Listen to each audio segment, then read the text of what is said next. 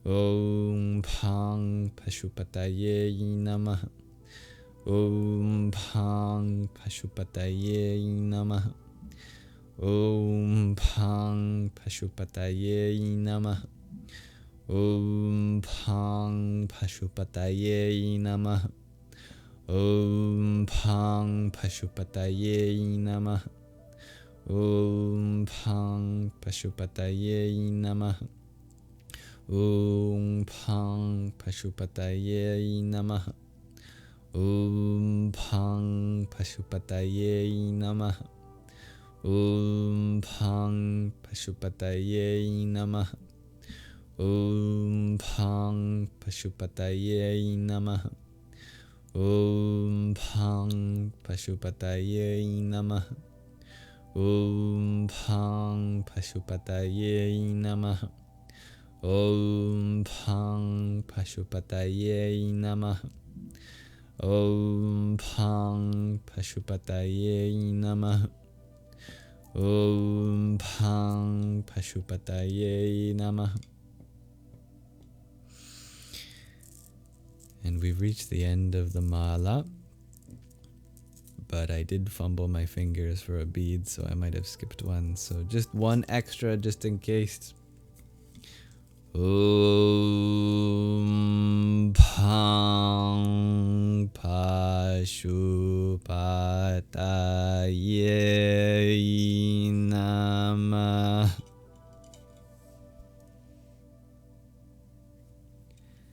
Let's spend just a few moments imagining ourselves, maybe a spirit animal of ourselves, bound in chains or leather and rope, just being torn off, unchained, disbanded, that it may roam, swim, or fly a little more freely.